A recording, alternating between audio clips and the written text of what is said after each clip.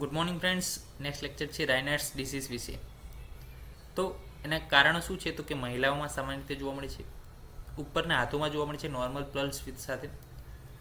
આ રોગ જે છે અપર લિમ્બના આર્ટેરિયલ સ્પાઝમના કારણે છે. અને આર્ટેરિયલ સ્પાઝમ જે છે પાછળ જતાં શું થાય, આર્ટેરિયલ સ્પાઝમ થાય એટલે શું થાય, બ્લડ સપ્લાયની અંદર થોડું ઘણું ફ્લક્ચ્યુએશન રહે.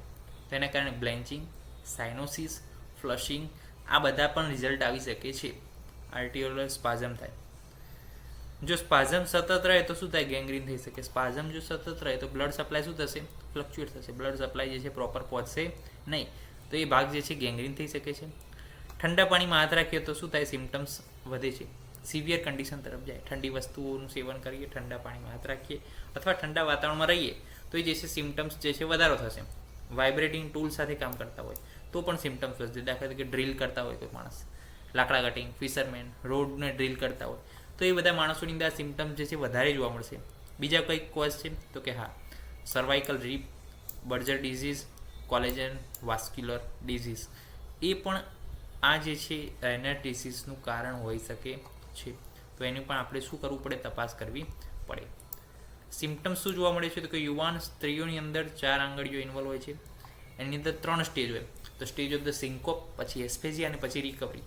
તો સિન્કોપની અંદર શું થાય, પેલરનેસ આવે, બ્લેન્ચિંગ આવે એ પાર્ટની અંદર. પછી એસ્ફેઝિયા તો ડસ્કી સાઇનોસિસ જે છે એ સ્વરૂપ આવે, સાઇનોસિસ જેવું. અને રિકવરી સ્ટેજની અંદર રૂબર, પેઇનફુલ અને રેડ એન્ગોલ્જમેન્ટ જે છે જોવા મળે છે એ ભાગની અંદર. એમાં જે પેરિફેરલ પલ્સ હોય છે એ ઓકે હોય છે અને રિપીટેડ અટેક આવે છે. તો 3 સ્ટેજ યાદ રાખવાના છે રાયનાર્ડ્સના: સિન્કોપ, એસ્ફેઝિયા અને રિકવરી. ટ્રીટમેન્ટ શું કરશું તો કોઝને ટ્રીટ કરવાના છે. Protection from the cold, hand warmer વાપરવું, વાર્મ ગ્લોવ્સ વાપરવાના, સોક્સ વાપરવાના. સ્મોકિંગને બંધ કરવાનું, વાઇબ્રેટિંગ ટૂલ સાથે કામ કરવાનું બંધ કરવાનું. વાઝોડાયલેટર, એસ્પિરિન, નાઇટ્રેટ આપવાના છે. અને સર્વાઇકલ જે છે સિમ્પેક્થેટોમી કરવાની છે કે જે નોન હિલિંગ ડિજિટલ અલ્સરેશન માટે ઉપયોગમાં લઈ શકાય છે. ઓકે, તો સર્વાઇકલ સિમ્પેથેક્ટોમી જે છે એનો પણ ઉપયોગ આપણે કરી શકીએ છીએ. તો આ થઈ ગયું રાયનાર્ડ્સ ડિસીઝ વિશેની સંપૂર્ણ વિગત, કે બ્રીફલી જે છે ઇન્ફોર્મેશન અહીંયા મળી જાય આપણને રાયનાર્ડ્સ ડિસીઝ વિશે.